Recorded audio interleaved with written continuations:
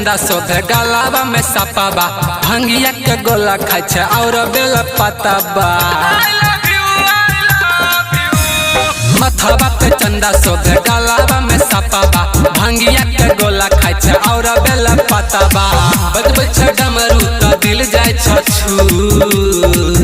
हे हो जटा वाले बाबा आई लव यू हे हो त्रिशूल वाले बाबा I love you